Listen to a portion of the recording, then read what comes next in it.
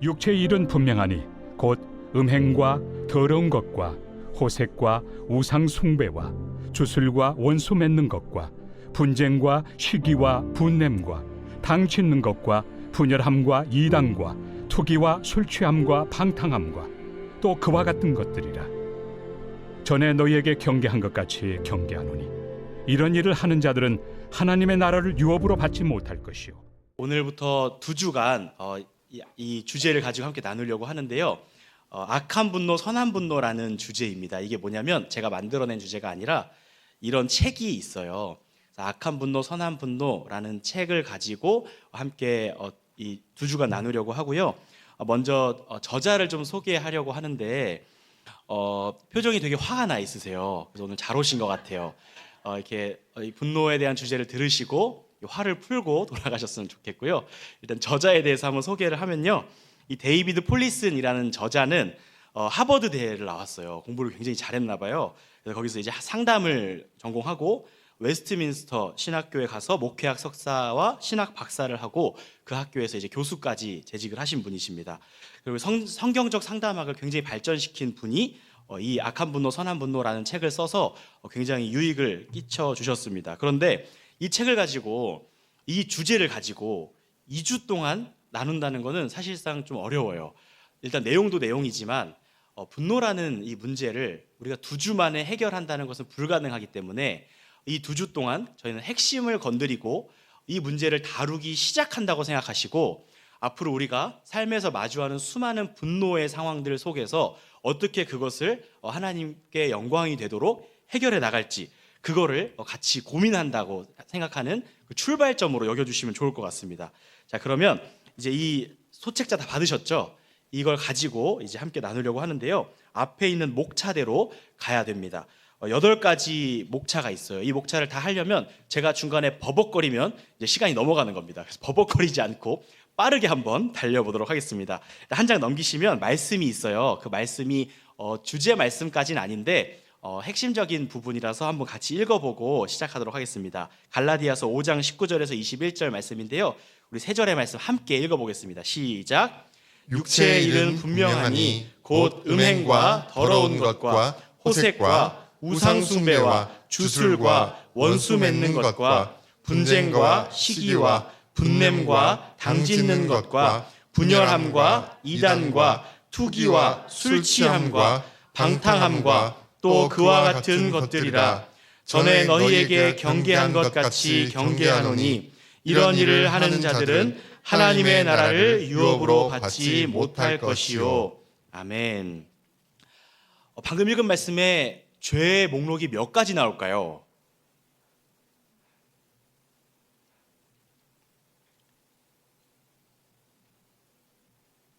잠시 기다려드리겠습니다. 15개. 그와 같은 것들 빼고 15개죠. 그와 같은 것들이 있대요. 근데 15가지의 항목이 나와요. 그럼 펜을 드시고 이 15가지의 죄목들 중에 분노와 관련된 것 같은 거를 다 동그라미 한번 쳐보시겠어요? 이건 분노와 좀 연관이 있는 것 같다. 뭐 나름대로 조금이라도 아니면 확실하게 연관된 것 같다 하는 것들 한번 동그라미 한번 쳐보세요. 고민할 시간이 조금 필요할 것 같습니다.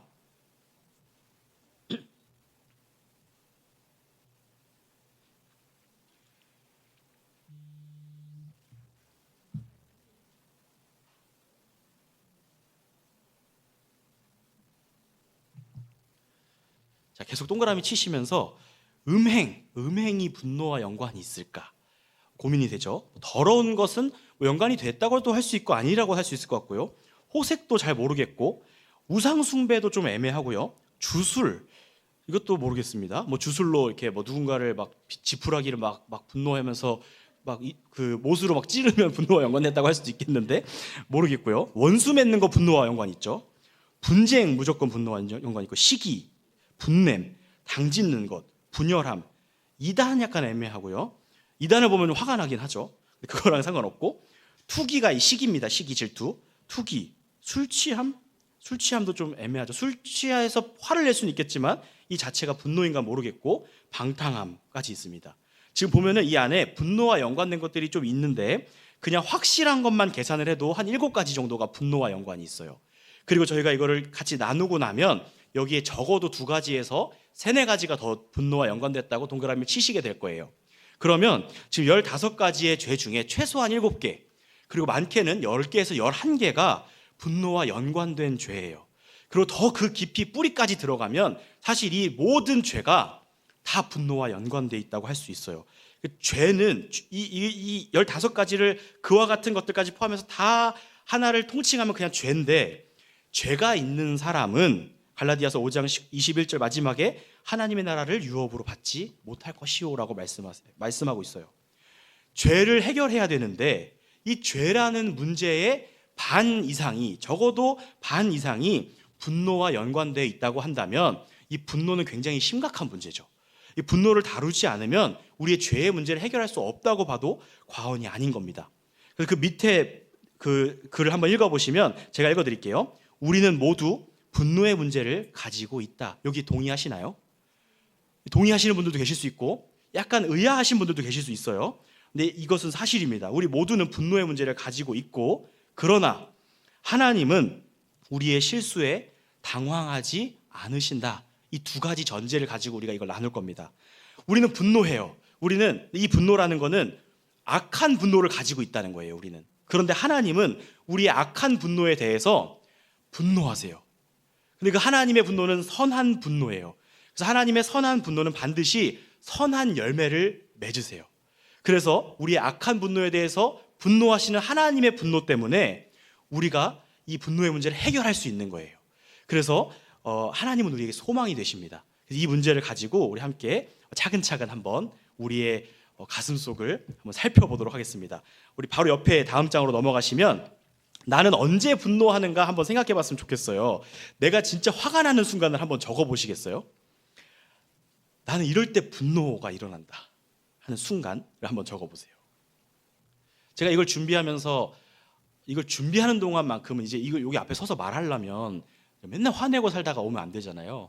그래서 이제 제가 농담처럼 맨날 말하는 게, 제가 운전하는 차 안에만 성령님이 임하시면 제 삶에 성령님이 다 임하신 거다 이렇게 얘기하는데, 운전할 때 화가 자주 나요, 자꾸. 그래서 화나게 해요, 사람들이 자꾸. 근데 오늘 제가 이거 강의안을 놓고 온 거예요. 그래서 얼른 집에 갔다 오는데 이거 시험인지 계속 사람들이 막 빨간불인데 막 걸어서 지나가고 막 다 길 막고 막 서 있고 막 이래가지고 분노가 막 요동을 쳤습니다. 나오려다 말다 하고 와서 이걸 준비하면서도 연약하구나라는 걸 느꼈는데, 저는 운전할 때예요. 운전할 때 화가 납니다. 우리 성도님들은 언제 화가 나시는지 한번 적어 보시겠어요?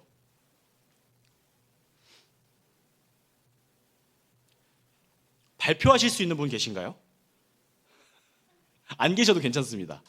이거 되게 드러내기가 좀 부끄러울 수 있어가지고. 근데 우리가 이거 전제는 모두가 다 분노의 문제를 가지고 있어요. 내가 그렇지 않다고 생각하시는 분이 계시다면 그 뿌리를 못 보고 있는 거 있을 가능성이 높아요. 그래서 그 뿌리를 봐야 되는데, 방금 말씀드렸듯이 이걸 적으면서 나는 그렇게 화가 나지 않는데, 그리고 원장님 그러시죠. 나는 그렇게 그냥 즐겁고 인생 행복하게 살면 되지, 뭐 그렇게 화가 나, 이렇게 생각하시는 분들이 분명히 계실 수 있어요. 근데 그거는 분노의 방식의 차이가 있기 때문에 그래요. 제가 이걸 책을 읽다가 내가 이거 괜히 한다 그랬어 이러면서 이걸 집어 던지는 것도 분노예요. 근데 이걸 제가 보고 있는데 막 집중해야 되는데 옆에 자꾸 말을 거는 겁니다, 누가. 그러면 이러면서 이만큼 딱 당기는 것도 분노예요. 이거를 집어 던지는 것도 분노지만 인상 찌푸리면서 딱 이거를 내 고개 앞으로 당기는 것도 분노라고 이 저자가 이야기를 합니다. 분노의 방식에 굉장히 다양한 양상들이 나타나는데 누구나 분노의 영역이 있어요. 그래서 이걸 심층적으로 분석하지 않으면 내가 분노의 문제가 없다고 생각하기가 너무 쉬운 거예요. 그래서 그 밑에 심화 질문으로 한번 넘어가 보겠습니다. 이 3가지를 쭉 한번 답해 보세요. 나를 화나게 하는 것이 무엇인가? 이건 앞에 내가 분노하는 순간이 언제인가랑 비슷한데 좀 다른 게, 나를 화나게 하는 그 지점 있잖아요. 그 요즘 친구들의 말로 발작 버튼이라고 하거든요. 이거 건드리면 내가 폭발하는 거, 그 버튼이 뭔지를 생각해 보는 거예요. 그리고 밑에는 올바르게 화내본 적이 있는가? 그 순간에 내가 올바르게 화를 내본 적이 있는가? 한번 고민이 좀 필요하죠. 올바른 분노가 뭐지? 올바른 분노가 정의가 돼야겠죠. 그리고 세 번째, 나의 분노의 뿌리가 무엇일까? 그거를 한번 고민해 봐야 돼요. 이 세 가지를 이제 고민을 통해 이제 우리의 내면에 있는 분노의 뿌리를 찾아내야 되는데, 지금 이거를 막 다 나누고 하면 좋겠지만 그럴 수가 없어서 이건 계속 고민하셔야 돼요, 이 문제를 가지고. 그래서 이걸 오늘은 시작하는 건데, 우리의 파괴적인 분노, 우리의 악한 분노를 변화시켜서 선한 분노가 되게 하기 위해서 필요한 게 있는데, 용기와 도움이 필요하고요, 올바른 방향 설정과 우리가 어느 방향으로 가야 되는지 목표가 필요하고, 변화되기 위한 힘이 필요해요. 근데 이런 내용들이 다 우리 안에 없어요. 우리 속에 없어서 문제에서 벗어나게 해주실 존재가 필요해요. 우리가 흔히 알고 있는 예수님이신데, 그 존재가 우리를 돕지 않으시면 우리가 이 문제에서 벗어날 수가 없어요. 그럼 계속해서 우리가 조금 더 나아가 보겠는데요, 방금 전에 말씀드렸던 나는 분노의 문제가 없는 것 같은데, 나는 별로 화가 안 나는데 하는 반응 때문에 한 장 넘기시면 2번, 분노의 문제에 직면한 사람의 6가지 반응이에요. 이게 무슨 말이냐면, 나에게 분노의 문제가 있다고? 라는 의문이 들었을 때 6가지 반응이 나온다는 거예요. 첫 번째 반응이 뭐냐? 바로 죄책감입니다. 죄책감. 사람의 유형이 다 다른 거예요. 나는 어디에 해당하는지 생각하면서 한번 들어보세요. 자신에게 분노가 있다는 사실을 알아요. 너무 잘 알아요. 맨날 화를 내니까. 근데 분노가 시작되면 멈출 수 없고, 그렇게 분노를 저지르고 난 후에야 죄책감이 항상 찾아와요. 내가 왜 그랬을까? 그러지 말았어야 되는데. 이 사람에게 필요한 관점은 차분한 사람이 되려고 해요. 자꾸 이번에 화내지 말아야지, 좀 마음을 가라앉혀야지. 근데 그렇게 차분한 사람이 되려고 하면 안 되고, 목표를 바르게 설정해서 새로운 도움을 통해 나에 대한 새로운 인식이 필요해요. 나를 바르게 인식할 때 그 불같은 분노가 좀 사그라드는 거예요. 그래서 나에 대한 인식이 필요하다는 거, 죄책감이 드시는 분에 해당하는 겁니다. 두 번째는 상대평가하는 겁니다. 이 무슨 말이냐면, 두 번째는 상대평가인데, 자신에게 분노가 있다는 사실은 인정해요. 분노가 당연히 있지. 그런데 다른 사람만큼 심하지는 않아 라고 생각하는 거예요. 나는 평균 이하야. 그냥 분노가 당연히 있지, 왜 없겠어. 그런데 다른 사람들이 화내는 것만큼 내가 화내지는 않아. 비교적 나는 괜찮은 편이야 라고 생각하는 건데, 이거는 자신의 분노의 뿌리에 대한 고민을 안 해봤기 때문에 그래요. 분노의 뿌리로 들어가 보면 그 뿌리가 핵심이거든요. 겉으로 드러나는 건 별로 중요하지 않아요. 책을 집어 던지든 잡지를 5cm 앞으로 끌어당기든 이건 별로 중요하지 않아요. 이 뿌리에서 뭐가 나오고 있느냐가 중요한 건데, 이 뿌리의 심각성을 모를 때 다른 사람들보단 괜찮으니까 라고 하고 생각하고 살아가요. 세 번째는 부정하고 합리화하는 거예요. 자신에게 분노가 문제가 된다는 것을 부정해요. 아니야, 난 분노가 문제가 되지 않아. 그러면서 합리화하는데, 분노가 당연히 있지. 근데 이건 나한테 문제가 아니야. 왜냐하면 분노할 만한 이유가 있었겠지라고 생각하는 거예요. 이 사람의 마음속에는 뭐가 있냐면, 악으로 갚는 것이 정당하다고 생각하는 거예요. 누가 나한테 악을 저지르면 똑같이 갚아주는 것이 당연하다고 생각해요. 이거를 전문용어로 쌤통파입니다. 쌤통이다 이러는 거예요. 제가 어릴 적에 누나랑, 정말 어릴 때 한 4-5살에 저희 부모님이랑 누나랑 같이 이렇게 버스를 타고 가는데, 누나랑 친구랑 같이 있었어요. 근데 버스 기사님이 누나랑 친구랑 엄청 떠들었어요. 버스 기사님이 좀 조용히 좀 해 이렇게 한 거예요. 제가 그럴 줄 알았다, 쌤통이다 이랬거든요. 그러니까 떠들면 혼나야지, 약간 이런 생각. 잘못하면 혼나야지, 벌을 받아야지. 악에는 벌을 받는 게 꼭 악은 아니지만, 잘못하면 그만한 대가를 치러야지. 나한테 악을 저지르면 악으로 갚아주는 게 뭐가 문제야. 내가 화내는 건 정당해 라고 하는 합리화가 있고요. 네 번째는 회피입니다. 회피. 이것도 부정해요. 분노를. 분노가 문제가 아니라고 생각해요. 앞에랑 비슷한데 회피는 좀 달라요.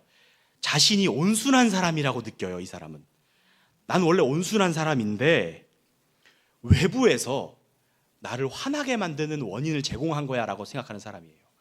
나는 원래 온순하고 부드러운 사람인데, 나는 가만히 잘 살고 있었는데 밖에서 나를 건드려서 나를 화나게 만든 거야 라고 책임을 외부로 회피시켜요. 자신의 내면의 뿌리에 분노의 원인이 있다고 생각하지 않고 외부의 요인으로 회피시키는 거예요. 5번째는 분노가 해결책이라고 적으시고, 분노가 해결책이라고 생각하는 사람들이에요. 사회의 질서와 정의 실현을 위해서 분노가 필요하다고 생각하는 사람들이에요. 분노는 필수적인 요소인데, 참지 않고 할 말 해야 되고 분노를 표출함으로써 문제를 해결할 수 있다고 생각하는 사람들이에요. 사회 문제가 많죠. 세상에는 뭐 아동 학대도 있고 뭐 성폭력도 있고 무슨 뭐 도난 사건 여러 가지 뭐 사회적인 이슈들이 많아요. 그 문제에 대해서 분노해야만 할 말 해야만 올바른 방향으로 사회가 나아갈 수 있다고 생각하는데 이 사람들이 주의해야 될 게 뭐냐면 올바른 마음으로 시작한 분노가 얼마나 빠르게 잘못된 방향으로 왜곡될 수 있는지 놓치고 있는 경우가 많아요. 나는 올바르게 시작했어요. 나는 정의롭게 시작했어요. 그런데 그 분노가 얼마나 빠른 속도로 몇 시간도 안 되는 시간 만에 아주 악한 분노로 바뀌는지를 인식하지 못하는 경우가 많아요. 그 마지막 6번째는 무관심입니다. 무관심. 자신은 긍정적인 사람이에요. 나는 긍정적인 사람이어서 다른 사람한테 뭐 기대하지 않아요. 그다지 관심도 가지지 않아요. 나만 열심히 살면 되지.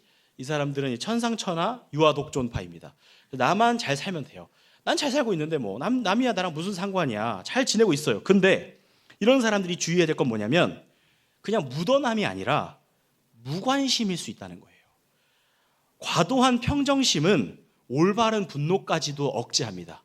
근데 이 책의 저자와 성경은 분노해야 할 때 분노하지 않는 것 역시 왜곡된 분노라고 가르쳐요. 그러니까 이제 우리는 사면 초가에 빠진 겁니다. 화를 내야 돼요. 근데 올바르게 내야 돼요. 화를 낸다는 거에 대한 우리 선입견이 있어서 뒤에도 그 얘기가 나오겠지만 분노해야 합니다. 우리는. 그러나 올바르게 분노해야 합니다. 화낼래? 아니 그냥 화내면 안 되면 나 그냥 무관심하게 있을래? 이 두 가지가 안 돼요. 화를 반드시 내야 하고 그런데 올바르게 화내야 합니다.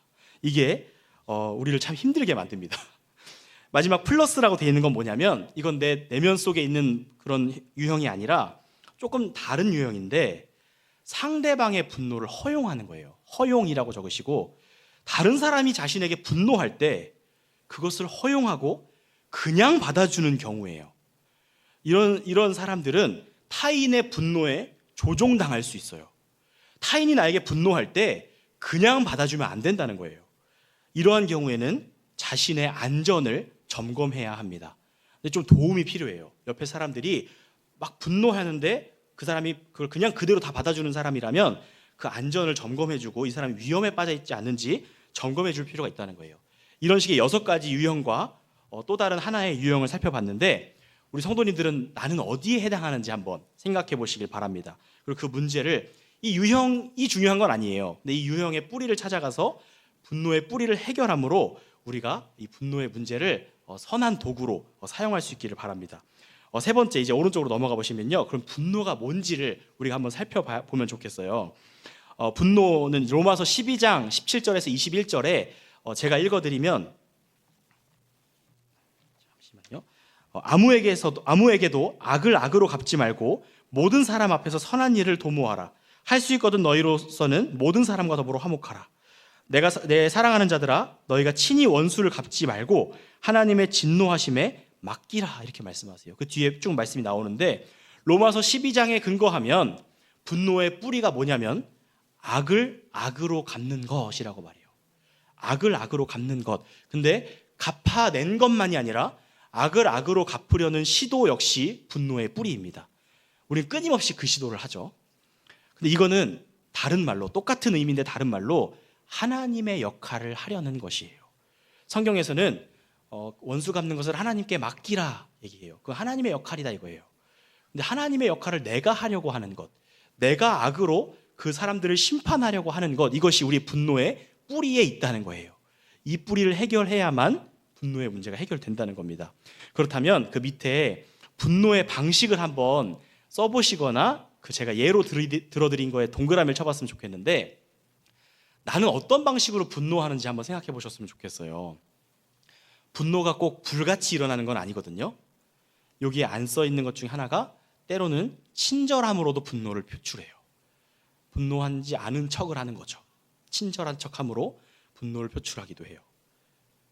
마음속은 그렇지 않은데 친절하게 대함으로 분노를 표출하기도 하죠. 불평, 짜증, 냉담, 복수, 자기연민, 포기 등 여러 가지 성도님들마다 다른 방식으로 분노가 표출될 거예요.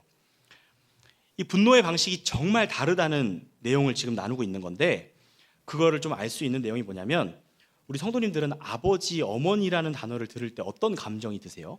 아버지, 아빠, 엄마 이 단어를 들으실 때 마음속에 어떤 이미지나 감정이 딱 떠오르세요? 이게 사람마다 완전히 달라요. 아마 저희 부모님이 지금 영상을 통해 이걸 듣고 계실 가능성이 높아요. 저는 부모님을 생각하면 따뜻하고 너무 사랑스럽고 행복한, 똑같으시죠 권사님? 네, 그런 감정이 들어요. 근데 혹시 어떤 분은, 이거는 다 다르니까, 이렇게 저는 이제 저희 부모님 생각할 때 어렸을 때 저를 막 두들겨 팼던 거 하나도 기억 안 나요. 쫓아오면서 막 소리 지르고 때리고 이런 것도 하나도 기억 안 나는데, 네. 어떤 분들은 막 증오심이 있을 수도 있고 배신감이 있으실 수도 있고 적개심이라든지 이런 부정적인 단어가 떠오르실 수도 있어요. 똑같은 아빠, 똑같은 엄마라는 단어를 들으면서도 사람마다 상황이 다르니까 그거 다르게 느껴져요. 근데 분노가 이래요. 땡땡땡이 화가 났다라는 단어를 들으면 우리는 되게 쉽게 그냥 화났어 이런 단어를, 이미지를 떠오르기 쉽지만, 사실은 그 땡땡땡에 누가 들어가냐에 따라 그 모습은 정말 달라져요. 어떤 사람은 막 불같이 화를 내고, 어떤 사람은 가만 저게 화나는 거야? 싶고, 어떤 사람은 웃기도 하고, 정말 달라요. 그래서 우리는 분노의 이 다양함을 인지하고 있어야만 합니다. 그래서 드디어 분노를 정의하려고 하는데요. 그 밑에 보시면, 분노란 중요하게 생각하는 일이 잘못되었다고 느낄 때 반대 견해를 드러내는, 이게 중요한 단어입니다. 부정적인 가치 판단이 분노예요. 부정적인 가치 판단. 이것도 전문 용어가 있어요. 이건 전문 용어라기보다 문장인데, 이건 아니지 이거예요.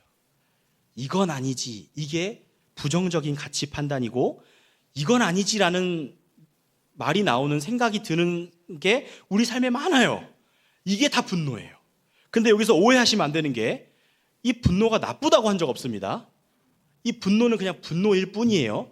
악한 분노가 있고 선한 분노가 있는데, 분노라는 것은 부정적인 가치 판단이에요. 분노는 본질상 판단의 성격을 가지고 있다고 할 수 있는 거예요.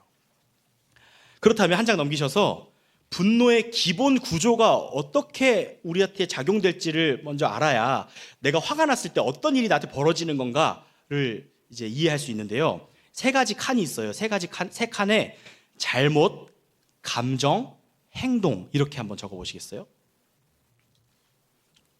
분노는 중요한 일이 내 뜻대로 안 될 때 일어나는 반응이에요. 그래서 내가 더 중요하다고 생각하는 것일수록 더 크게 반응해요. 근데 이게 잘못, 감정, 행동이라는 패턴으로 반드시 일어나요. 그래서 이 패턴이 일어나면 그것이 어떤 경우든지 간에 분노예요. 이건 분노구나. 꼭 우리가 계속 선입견을 얘기하는데, 너무 화가 나, 이게 분노가 아니라는 거예요. 잘못, 감정, 행동, 이 세 가지 패턴이 일어나면 그게 분노예요. 잘못은 이건 아니지 상황이에요. 이건 아니지. 근데 이게 내가 중요하게 여기는 건 이건 아니지 라고 할 수도 있고, 별로 중요하게 여기지 않는 건 이건 아닌 것 같은데 라고 생각할 수도 있고, 되게 기분 좋게 말할 수도 있고, 근데 어쨌든 이건 아니지가 잘못이에요. 이건 옳고 그름의 문제가 아니라 내가 생각할 때 이건 아니지인 거예요. 그러면 그 다음에 감정이 따라오죠. 치밀어 오는 분노, 짜증, 아니면은 찝찝함 등등의 감정이 따라와요. 그리고 나서 그 다음에 행동이 일어나는 거예요. 그래서 이거 성경에도 이런 내용들이 쭉 같은 패턴으로 나오는데, 쭉 빠르게 한번 볼게요. 나중에 성경 본문을 찾아보셔서 그 패턴이 정말 있는지, 아니면 다른 본문에서도 그 패턴이 있는지 한번 찾아보시면 좋겠는데, 아하수에로 왕 아시죠? 에스더서에 나오는 이 아하수에로 왕이 아내 와스디의 미모를 자랑하고 싶어요. 완전 팔불출인가 봐요. 근데 와스디를 자랑하고 싶어서 앞에 내세우려고 하는데 와스디가 그걸 싫어해요. 나를 왜 내세워? 라고 생각해요. 그때 잘못, 감정, 행동이 어떻게 벌어지냐면, 아하수에로 왕 입장에서 잘못은 뭐냐면, 왕명을 따르기 싫어하는 와스디에 대해서 이건 아니지 라는 마음을 갖는 거예요. 왕후 주제에 이건 아니지.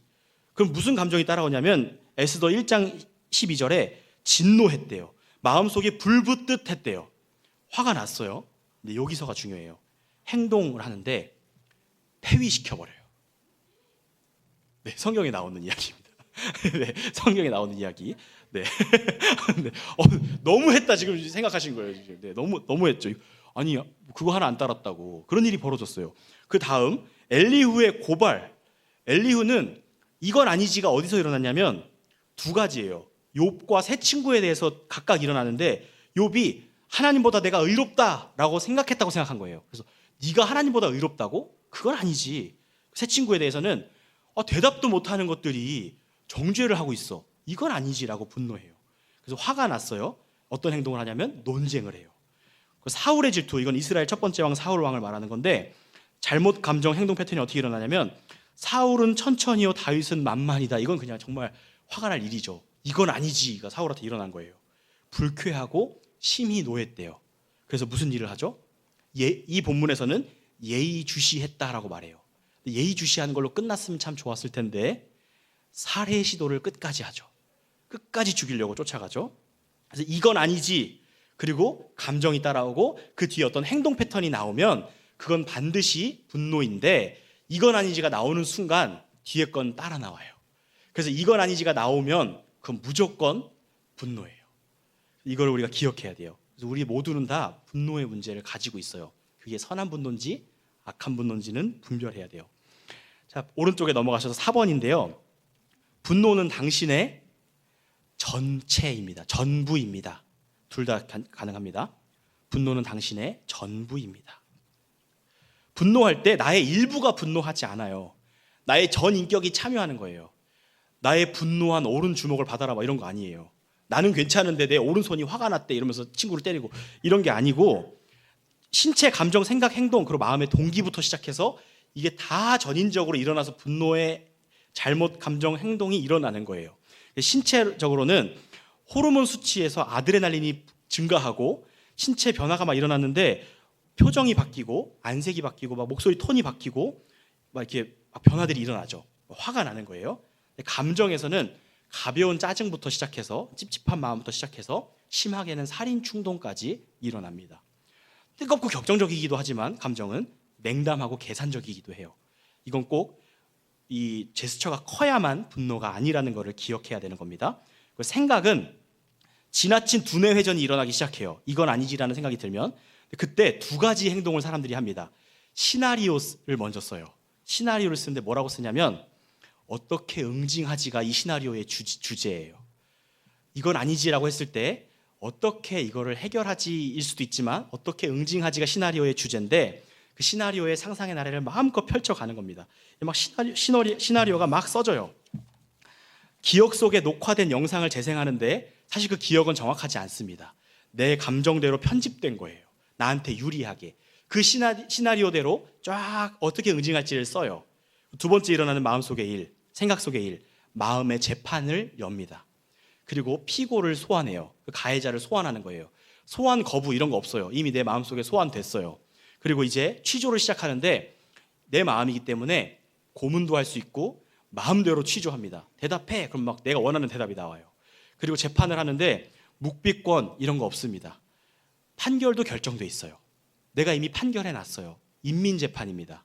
그냥 너는 사형이야. 너 같은 놈은 죽어야 돼. 뭐 이런 식의 속에서의 재판이 일어나요. 그럼 판결이 났잖아요. 그럼 이제 어떻게 되죠? 행동해야죠.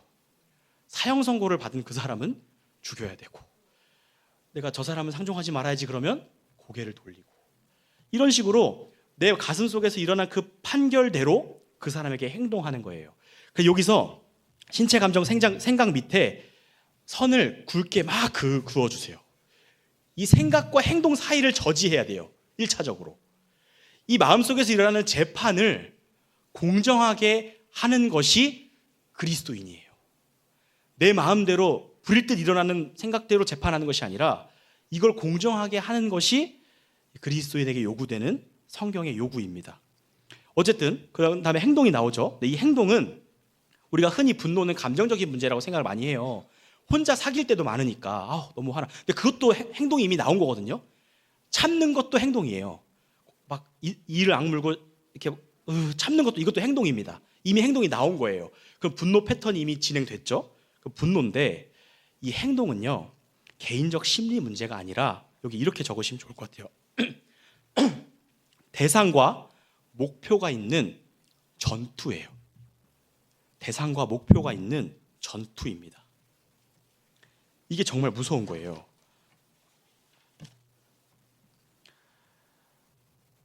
부정적 가치 판단이 일어났을 때 그 문제를 바로잡기 위해서 공격하는 것이 분노인데, 이 공격은 때로는 의로울 수도 있어요. 그런데 어쨌든 대상과 목적이 있고 그 대상을 공격하는 것이 분노라는 사실을 반드시 기억해야 됩니다. 이렇게 우리는 행동으로 빠르게 재판 결과에 따라 분노가 행동으로 이어지는데, 신체, 감정, 생각, 행동, 이것이 잘못 감정, 행동이라는 패턴으로 쫙 이어지기까지 그 마음속 뿌리에 동기가 무엇이냐가 제일 중요해요. 이 깔려있는 마음이 있는데 그게 바로 하나님이 되려는 마음이에요. 이게 분노의 동기예요. 아담과 하와가 왜 선악과를 먹었다고 생각하세요? 하나님이 되고 싶어서였다고 우리 다 알고 있잖아요. 근데 선악과를 먹은 것도 분노 때문에 먹었다고 할 수 있어요. 왜냐하면 선악과를 먹지 말라고 이건 아니지 였던 거거든요. 왜 이걸 먹으면 안 돼? 하나님처럼 될까 봐? 자기의 가치 판단, 부정적 가치 판단이 들어가기 시작하는 거예요. 그걸 선하게 활용해야 되는데 자기가 하나님처럼 되고 싶은 마음이 있으니까 자기가 판결해버리는 거예요. 그리고 먹는 거죠. 이건 아니지. 화가 나거나 혼란스럽거나 그러다가 행동으로 옮기죠. 따서 먹은 거예요. 아담과 하와의 죄는 선악과를 먹은 게 죄지만 그 마음속 동기에서부터 이미 하나님이 되려고 하는 마음이 깊이 깔려 있던 거예요. 그게 아담의 죄고 그것이 우리에게 계속해서 대물림돼서 상속되고 유전되어 온 겁니다. 그래서 우리는 이 밑에 이제 나는 무엇을 원하는가라는 4가지 질문을 통해 우리 마음속 깊은 곳에 깔려있는 우상을 찾아내야만 돼요. 이 우상을 찾아내지 못하면 절대 분노의 문제 해결할 수 없어요. 뭐 명상하고 그런 거 하고 이래도 안 되는 거예요. 그래서 이 질문을 보시면서 이거는 정말 오늘 해결할 수 없어요. 이거는 오늘 답을 쓰신다고 그게 답이 아니에요. 오랜 시간 기도하시면서 계속 한번 답을 바꿔가면서 답을 한번 기록해 보셨으면 좋겠는데, 진정으로 내가 원하는 것이 뭘까 한번 생각해 보세요. 그것이 당신에게 어떤 의미가 있기에 그렇게 화가 나는가? 두 번째, 그 상황에서 특히 어떤 부분에서 그렇게 화가 나는가 한번 생각해 보시고, 당신이 두려워하는 것은 무엇인가? 좀 풀어서 말하면 제발 그 일만은 일어나지 않았으면 하는 게 뭔지를 찾는 거예요. 내가 진짜 싫어하는 거. 그 마지막 4번째, 이게 제일 중요한데요. 당신이 화를 내므로써 기대하는 결과가 무엇인가 하는 거예요. 궁극적인 목적을 묻는 거죠. 분노의 문제를 다루기 위해서는 마지막 빈칸에 쓰시면 좋겠는데, 삶의 목적이 달라져야 합니다. 우리에게 분노가 일어날 때 상대방의 잘못도 있을 것이고 상황의 문제도 있겠지만, 이 분노의 문제를 해결하기 위해서는 그 동기를 알고 그것이 바뀌어야 되는데, 내 마음속의 동기에, 내 삶의 목적의 그 자리에 우상이 자리하고 있는 한 우리는 끊임없이 분노할 거예요. 그 누구도 예외 없이, 여기서 절 포함해서 단 한 사람도 예외 없이 우리는 끊임없이 분노하게 될 겁니다. 갈등 해결의 기술, 인간관계의 기술, 책 읽고 기분 전환, 명상하고 요가하고 심리치료 받는다고 해결 안 돼요. 이건 반드시 마음의 동기를 지배하고 있는 우상을 찾아야 되고, 그 우상을 성령의 도우심으로 깨트리지 않으면 절대 바뀌지 않습니다. 그래서 삶의 목적이 달라져야 하는 거예요. 우리 얼마 전에 제가 교리 4주 동안 나눌 때 인간의 목적은 무엇입니까 했을 때 하나님의 영광이었잖아요. 하나님을 즐거워하는 게 우리 삶의 목적이에요. 우리가 그렇게 알고 있어요. 근데 그 자리에 사실 다른 게 들어가 있을 때가 많아요.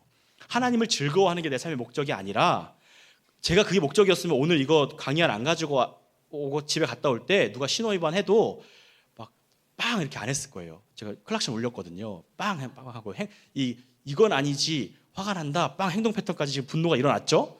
근데 하나님의 영광을 위해 제가 하나님을 즐거워하면서 그분의 뜻이 이루어지길 바라며 살았다면 정말 그 문제를 해결하기 위해서 접근했지 그냥 화내지 않았을 거예요. 근데 제 안에도 여전히 뭔가 제가 찾아야 될 우상이 자리 잡고 있는 거죠. 우리 모두가 다 그 문제를 가지고 있는 겁니다. 이제 한 장 한번 넘겨보시면요. 그렇다면 분노가 본성인가 습관인가 하는 건데, 이건 좀 빠르게 지나가 볼게요. 분노는 본성입니다. 최초의 살인이 가인의 분노 때문에 일어났어요. 이것도 잘못 감정 행동 패턴으로 일어나는데, 아벨의 제사만 받으신 하나님에 대해서 이건 아니지라고 가인이 분노했어요. 분노라는 감정이 일어났고 안색이 변했다고 해요. 그럼 안색이 변한 거에서 멈췄으면 좋겠지만 살인까지 이어지죠. 동생을 돌로 쳐서 죽여요. 근데 안색의 변화까지 해서 멈췄다면 가인의 분노는 괜찮은 것일까라고 생각해 볼 때, 안색의 변화가 분노 방식 1이라면 살인이 2번째 행동인 거예요. 가인은 두 가지 행동 패턴이 나온 거죠. 안색이 변하고 사람을 죽이는 두 가지 행동. 그런데 예수님은 이 두 가지가 다 살인이라고 말씀하십니다. 형제를 미워하는 자마다 이미 살인하였느니라. 이 말씀이 거기서 나오는 거예요. 안색이 변할 때 이미 그 안에서는 살인 충동이 일어난 거예요.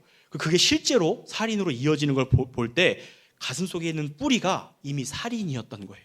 그러니까 우리의 분노는 그것이 그냥 외면으로 끝났다고 할지라도 그게 잘못하면 살인이었을 수 있다는 생각을 해야 되고, 그게 행동 패턴으로 드러나지 않았다 할지라도 하나님이 보시는 관점에서는 그게 이미 살인인 거예요. 그래서 우리는 이 분노의 문제가 중요한데, 죄가 없었다면, 아담과 하와가 선악과를 따먹는 그 가치 판단을 하지 않았더라면 최초의 살인은 아담과 하와가 분노해서 뱀의 머리통을 부수는 첫 번째 살생으로 이어졌을 거예요. 하나님 말씀을 어기라고 해 이 뱀 XX 이러면서 뱀의 머리를 부셔버렸을 거예요. 최초로 죽은 생물은 뱀이 됐을 겁니다. 그리고 그거는 인류의 최초의 선한 분노로 기록되었을 거예요. 그러나 죄가 들어왔고 그 죄는 악한 분노로 동생을 죽이는 그 일로 이어지죠. 하나님은 인간의 본성을 선하게 창조하셨지만 죄로 인해 두 번째 본성이 태어났는데, 왜곡된 악한 본성, 가르쳐주지 않아도 자기 자신을 신으로 믿는, 우상 숭배하는 그런 습성이 인간에게 생겼습니다. 그리고 분노는 그냥 본성으로 끝나는 것이 아니라 학습됩니다.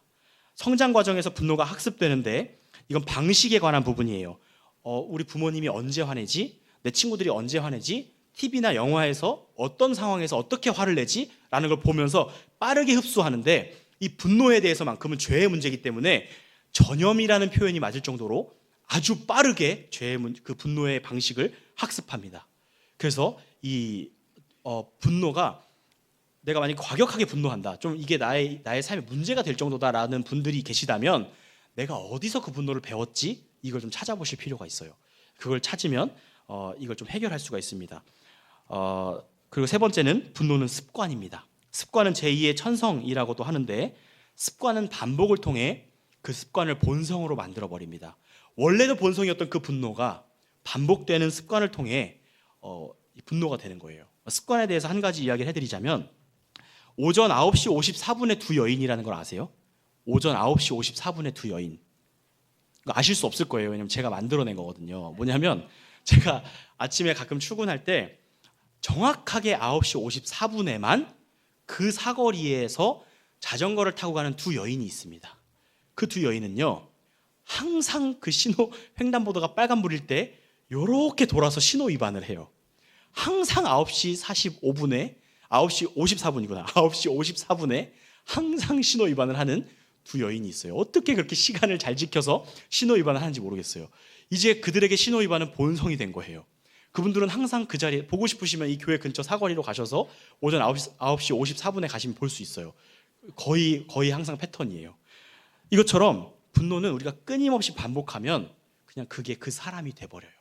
그래서 분노가 우리 본성에 있는 문제지만 이걸 다루지 않으면 정말 그 분노가 나 자신이 돼버리는데, 그렇다면 이제 정말 중요한 부분이죠. 넘어가서 건설적인 분노, 선한 분노입니다. 선한 분노라는 게 있을까? 성경은 분노 자체가 나쁘다고 하진 않습니다. 선한 분노가 있고 악한 분노가 있는데 죄가 그 분노를 파괴적으로 만든 거죠. 우리가 고민할 건 어떻게 이 분노를 사랑의 도구로 사용할까 하는 거예요. 세상에는 죄와 고통이 많기 때문에 아까 앞에서 나눴듯이 우리는 분노해야만 해요. 어린아이가 학대를 당하면 우리는 분노해야 돼요. 세상에 사회 악들이 막 퍼져 있으면 분노해야 되고, 우리는 북한의 정권을 보면서 분노해야 되고, 세상의 수많은 악들을 보면서 분노해야만 해요. 그런데 그 세상의 죄와 고통을 보면서 분노한다는 뜻은 뭐냐면, 자비와 사랑으로 그 죄와 고통이 사라지기를 바라는 마음을 가진다는 거예요. 자비와 사랑을 기초로 하는 분노가 선한 분노의 핵심입니다. 그래서 선한 분노란 자비와 사랑에 기초한 분노예요. 자비와 사랑에 기초한 분노. 이게 얼마나 우리를 앞으로 평생을 힘들게 할지 이제 시작입니다. 이 네 가지, 선한 분노의 네 가지 핵심 양상이 있는데, 첫 번째는 인으로 시작하는 인내입니다. 이건 오랜 시간이 걸리는 일이에요. 문제를 인식합니다. 이게 문제라는 거 알아요. 문제라는 걸 모르고 넘어가는 게 인내가 아니라, 문제라는 걸 알지만 그리고 감정이 찾아옵니다. 그때 자비와 사랑의 마음을 가집니다. 그리고 그걸 기다리고 끝까지 포기하지 않는 거예요. 기다리고 포기하지 않는 거예요. 방관하거나 모른 척하는 게 아니라 인내라는 게 포기하지 않지만 기다리고 전략을 짜고 기도하고 계속 대화하는 거예요. 그게 인내입니다. 저는 주일학교에 인내가 필요하다고 생각해요. 주일학교애들이 정말 인내가 필요한데 저는 그 인내를 좀 오해하고 있었어요. 애들이 잘못하잖아요. 막 미숙하기도 하고 저도 마찬가지지만 아이들이 미숙할 때 언젠간 바뀌겠지. 오늘은 화내지 말자. 오늘은 그냥 모른 척하자. 오늘은 방관하자. 이런 식으로 그냥 화내거나 모른 척하거나 였지 그걸 인내라고 생각했던 거예요. 그냥 마냥 기다리는 거. 그게 아니라 인내는 적극적으로 그 문제에 개입하는 거예요. 근데 즉흥적으로 반응하지 않는 거예요. 끊임없이 견디고 참고 그 문제를 해결하기 위해 노력해서 그 문제를 마침내는 해결해서 그 아이에게 자유를 주는 그 인내가 주일학교에 필요한데 인내는 그런 겁니다. 포기하지 않고 끝까지 싸우되 즉흥적이고 빠르게 분노하지 않는 것. 그것이 인내이고요. 두 번째는 용서입니다. 최고의 복수는 용서다라는 말이 있는데요. 이게 맞는 말이기도 하고 틀린 말이기도 한데 복수하지 않는 것을 용서라고 해요. 용서는 복수하지 않는 것이에요. 복수하려고 하지 않는 것을 성경은 용서라고 하는데 최고의 복수가 용서인 이유는 복수 자체가 사라지는 거예요. 용서는. 그렇기 때문에 복수 자체가 없어지는 것이 용서이기 때문에 용서는 최고의 복수입니다. 그래서 우리가 용서해야 되는 거예요. 이 용서라는 것은 의도적으로 불공평하게 갚는 것을 말해요. 의도적으로 불공평하게 갚는 것을 용서라고 합니다. 이 용서는 독특한 방식이에요. 분명히 잘못을 인지했지만 그 잘못을 악으로 갚지 않고 그냥 덮어버리는 거예요. 내가 감당하기로 하는 거예요. 근데 하나님이 우리를 대하는 방식이 이래요. 매우 불공평하게 우리를 대하세요. 죄인인 우리의 죄를 묻지 않으시고 그냥 그대로 인정하시는 거예요. 용납하시는 거예요. 근데 그 죄가 없어졌냐? 그게 아니라 예수 그리스도께 그 죄를 쏟아 부으셨죠.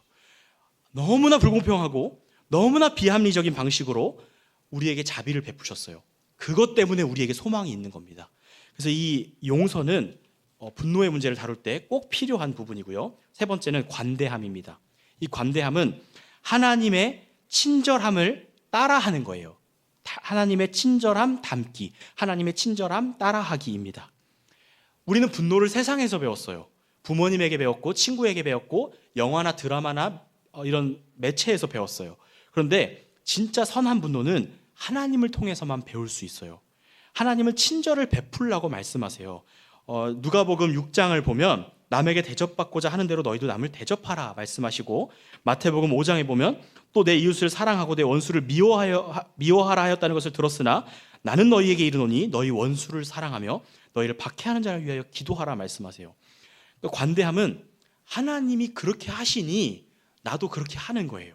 하나님께 그 분노를 배워보는 거예요. 하나님이 화나실 때 관대함으로 사람들을 대하시거든요. 그래서 이 관대함은 감정이 아닙니다. 행동이에요, 행동. 성경에서는 성령의 9가지 열매를 말할 때도 그렇고 성령의 9가지 열매가 감정이 아닙니다. 이 사랑이라는 게 사랑스러움을 말하는 게 아니라 사랑하는 행동을 말하는 거예요. 관대함 역시 관대하게 내가 대할 마음이 생기는 걸 말하는 게 아니라 관대하게 행동하는 것을 말하는 거예요. 그래서 행동으로 이어져야 되는 거예요. 그래서 이 인내와 용서와 관대함이 선한 분노에 반드시 필요한 3가지 요소인데 이 3가지는 우리를 착한 사람으로 만들어주는 게 아닙니다. 우리를 어디로 인도하냐면 4번째, 건전한 갈등으로 필연적으로 인도해요. 건전한 갈등으로 인도합니다. 오히려 우리를 갈등 속으로 이끌어가는 거예요. 아까 말씀드렸듯이 화내야 되거든요. 그 갈등 속으로 우리를 이끌어가요. 그냥 화내는 거 쉬워요. 그리고 화내기 싫으면 무시하는 거 쉬워요. 그런데 건전한 갈등은 아주 어려워요. 아이에 화를 내거나 그냥 무시하는 건 너무 좋은데 포기하지 않으면서 인내와 용서와 관대함을 잃지 않고 끝까지 그 문제를 다루는 건 정말 하기 싫은 일이에요. 근데 이게 하나님께서 우리에게 요구하시는 이 분노를 사용하는 방식인 거예요. 밑에 표를 보시면 비슷한 말인데 굉장히 상반된 내용들이 쭉 나열돼 있어요. 목록 1과 목록 2가 하나는 선한 분노, 하나는 악한 분노예요. 목록 1은 선한 분노인데 책망과 공격은 아주 다르죠. 그리고 끝에 가면 정당하게 분노하는 것과 이기적으로 학대하는 건 완전히 다르죠. 행동 패턴은 비슷하게 보일지 모르지만 그 동기가 완전히 다르고 목적이 다릅니다. 우리는 선한 분노를 해야 하는데, 그렇다면 7번째입니다. 한 장 넘기셔서 우리는 선하게 분노할 수 있는가? 옆에 이게 가능해? 라고 적으시면 됩니다. 이게 가능해? 네, 분노에 대한 선입견을 먼저 버려야 됩니다. 죄인인 우리는 분노라는 말을 들을 때 악한 거라고 생각하고 막 화를 내는 거를 자꾸 떠올린다고 앞에서도 계속 말씀드렸죠. 우리는 이것만이 분노라고 생각을 해요. 근데 하나님은 우리와 다르세요. 하나님은 분노하시고 진노하시고 질투하신 하나님이신데, 하나님의 분노와 질투는 선합니다. 하나님의 분노와 질투는 자비와 사랑에 기초한 분노와 질투예요. 그래서 공의와 사랑이 완전한 균형과 조화를 이루고 있는 거예요. 그래서 우리는 하나님의 분노를 통해서만 선한 분노를 배울 수 있기 때문에 하나님의 분노를 배워야 돼요.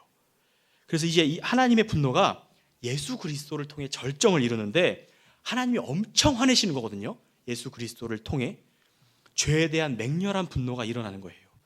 근데 그 예수 그리스도의 불같은 용기와 자기 희생과 끝없는 사랑이 십자가에서 쏟아지면서 하나님의 분노가 드러나는 거예요. 근데 그 분노의 한 가지라도 우리한테 임했나요? 하나도 임하지 않았죠. 하나님은 분노하셨지만 우리에게는 구원을 주신 거예요. 그래서 하나님의 분노는 우리를 구원하시는 사랑으로 열매를 맺습니다. 그래서 8번째는 최고의 분노는 최고의 사랑입니다. 분노가 사랑이 되는 역사가 일어나는 거예요. 우리가 분노할 때마다 사랑의 열매가 맺혀지는 거예요. 우리가 교회에서 서로 성도님들과 지낼 때, 우리의 삶의 터전에서 지낼 때, 내가 화를 낼 때마다, 내가 분노할 때마다, 이건 아니지, 감정, 행동 패턴이 일어날 때마다 변화가 일어나고 생명이 싹트고 거기서 사람들이 소망을 얻고 기쁨을 얻게 되는 역사가 일어난다는 거예요. 이상하잖아요. 분노할 때마다 좋은 일들이 일어난다는 게. 근데 그것이 우리에게 향하신 하나님의 뜻이라는 거예요. 우리는 하나님을 믿고 싶은 대로 믿어요. 성경을 읽지 않으면. 성경을 통해 하나님을 봐야 되는데, 성경의 계시는 하나님을 어떻게 표현하냐면 불공평한 하나님이라고 말씀하세요. 잘한 사람한테 누가 열심히 일했는데 월급을 안 주면 이건 부당한 거죠. 근데 그런 거 말고 더 불공평한 게 있는데, 잘못한 사람한테 이익을 주는 건, 이건 진짜 불공평한 거예요. 잘못한 사람을 선대하는 건, 이건 진짜 불공평한 거예요. 세상 사람들은 그것에 분노해요. 잘못했는데 어떻게 이거를 덮고 넘어갈 수가 있어. 근데 이게 하나님의 성품이에요. 하나님의 방식인 거예요. 그래서 이 하나님의 분노 표출 방식이 4가지로 드러나는데, 이제 이걸 정리하고 이제 마치려고 합니다. 분노를 예수 그리스도께 쏟으심입니다. 우리가 받아야 될 진노를 예수 그리스도께 쏟으심으로 이 하나님의 불공평한 사랑에 기초한 분노가 예수님께 완전히 다 쏟아짐으로 우리가 자유를 얻는 거예요. 근데 이제 이 패턴을 우리가 세상에 나가서 하는 겁니다. 교회에서 하는 겁니다. 내가 그것을 다 감당하고 희생하고, 이걸 그냥 내가 참지, 내가 말할 수 없으니까 그냥 버텨야지, 이 악물고 참는 걸 말하는 게 아니에요. 기꺼이 기뻐서 하나님이 그런 분이시니까, 하나님이 그걸 통해 생명을 만들어내신 걸 내가 봤으니까 그거에 소망을 두고 하는 거지, 그냥 이 악물고 옆에서 막 잘못된 걸 봤는데 아우 진짜 저 왼수 내가 참아야지, 이게 아니라는 거예요. 우리가 그렇게 살아야 됩니다. 또 하나는 2번째입니다. 죄의 능력을 무장해제시킴. 죄의 능력을 무장해제시키십니다. 이제 우리는 끊임없는 싸움을 싸워가야 돼요. 이것을 들으신 이상 성령 하나님께서 우리 마음속에서 우리의 죄의 문제를 다루고 계시다는 사실을 우리가 이제 알아야 됩니다. 성령 하나님은 죄를 대적하시고 죄를 죽이는 역할을 하십니다. 끊임없이 탄식하시고 끊임없이 우리 속에서 분노하십니다. 그리고 포기하지 않으십니다. 그리고 그 목적은 우리를 회복시키시는 건데, 우리는 복음을 잘못 이해하면 죄의 문제를 그냥 용인해버려요. 용납해버려요. 난 죄인인데 괜찮아 라고 생각해버려요. 근데 그렇지 않아요. 성령 하나님께서 복음을 받아들인 우리 속에서 죽을 때까지 그 죄를 계속 찌르시면서 분노하세요. 그 죄의 문제를 다루어 가세요. 그리고 그것을 다른 말로 성화라고 하기도 하죠. 3번째입니다. 타인의 죄로 인한 고통에서 구원해 주십니다. 세상에는 죄가 가득하고 다른 사람의 죄가 우리에게 영향을 끼치죠. 특별히 그리스도인에게 그 세상에 만연한 죄가 영향을 끼치는데, 하나님은 세상에 가득한 이 죄의 문제를 자기 백성을 거룩하게 하시는 데 사용하십니다. 세상은 그걸 모른 채로 그 도구로 그냥 쓰임 받는 거예요. 우리 그리스도인들은 어떻게 되는 거냐면, 하나님이 세상의 죄에 대해서 분노하세요. 분노하시는데 그 분노를 활용하셔서 그리스도인들이 거룩하게 되는데 그 분노를 사용하시고 세상의 죄를 활용하세요. 그럼 우리는 세상 속에서, 그 죄가 가득한 세상 속에서 이건 아니지라고 생각할 때마다 하나님을 바라보는 거예요. 그럴 때마다 무슨 일이 일어나면 우리의 믿음이 성장해요. 우리의 우리가 부당하다고 생각하는 상황들, 이건 진짜 아니지라는 상황들을 통해 하나님을 바라봄으로 믿음이 성장하고 거기서 견고한 믿음으로 나아갈 수 있게 되는 겁니다. 마지막 네 번째는 우리 자신으로부터 우리를 보호하시는 거예요. 하나님의 분노가 우리가 원래 옛적 죄의 상태로 돌아가지 못하도록, 옛 자아로 돌아가지 못하도록 경고하심으로 우리를 보호하세요. 우리는 구원 받았습니다. 구원 받았죠? 우리 성도님들 구원 받으셨죠? 맞아요, 구원 받았어요. 그래서 우리는 더 이상 하나님의 진노 아래 있지 않아요. 우리는 구원을 기뻐하고 누리면 돼요. 그런데 이것이 죄를 지어도 된다는 뜻이 아니란 말이에요. 우리가 오늘 예수님 믿고 구원받았다 기쁘다 하고 돌아가서 죄를 짓잖아요. 하나님이 무섭게 화내실 겁니다. 회초리를 들고 오실지도 몰라요. 왜 죄를 짓는 거야? 라고 막 소리 지르실지도 몰라요. 하나님만의 분노 방식으로 분노하실 거예요. 그런데 그 분노는 철저하게 사랑과 자비에 기초한 분노예요. 그래서 그 분노는 우리가 죄를 짓지 못하도록 만들어주시는 거예요. 그리고 우리가 결국에는 구원받을 수 있도록 하시는 하나님의 사랑의 결과라는 사실을 기억해야 합니다. 이제 이 내용을, 오늘의 주제를 마치려고 하는데요. 우리는 죄성을 가지고 있어요. 그래서 우리도 죄성을 가지고 있고 세상도 죄악으로 가득 차 있습니다. 그래서 우리가 보는 분노는 악한 분노뿐이에요.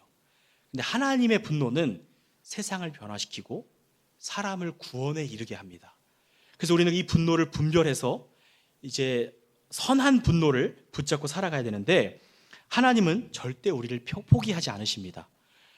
우리가 이걸 듣지 않았어도 우리 속에서 우리를 다루고 계셨고 우리를 인도하고 계셨습니다. 우리는 변화되고 있는 거예요.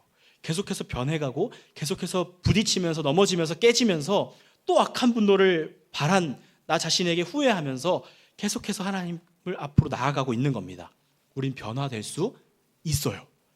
변화될 수 있는데 마지막 장에 이렇게 써 있습니다. 우리는 어떻게 변화될 수 있을까요? 다음 주 이 시간에 함께 나누도록 하겠습니다. 네, 우리 같이 한번 기도했으면 좋겠어요. 어떤 분들은, 이곳에 오신 성도님들 중에 저를 포함해서 어떤 분들은 나는 분노가 그렇게 나에게 문제가 되지 않고 나의 일상에 크게 방해가 되지 않나 라고 생각하시는 분들도 계실 거고, 또 어떤 분들은 분노하는 자신 때문에 너무 힘겨운 분들도 계실 거예요. 날마다 가족과 싸우고 날마다 운전하면서 싸우고 날마다 어떤 상황에서 분노하고 그런 자신 때문에 힘들 수도 있어요. 그런데 그 겉으로 드러난 양상 때문에 고민하고 힘들어하기보다 우리 모두가 마음속에 있는 분노의 뿌리를 볼 수 있기를 기도했으면 좋겠습니다. 우리 가슴속엔 다 우상이 있습니다. 하나님을 즐거워하고 하나님께 영광 돌려야 되는 그 자리에 나 자신을 섬기고 있거나 내가 바라는 뭔가를 추구하는 그 우상이 담겨져 있어요. 오늘 성령께서 그 우상을 보게 하시고 그 우상을 깨트려 주시고 그 자리에 하나님이 앉으셔서 예수 그리스도가 왕으로 오셔서 나의 삶의 주인 되어 주시고 나의 삶의 목적이 바뀜으로 나의 분노의 문제가 해결되게 해달라고, 우리 시간 다 함께 이 주제를 가지고 기도하는 시간 가지도록 하겠습니다. 기도하겠습니다.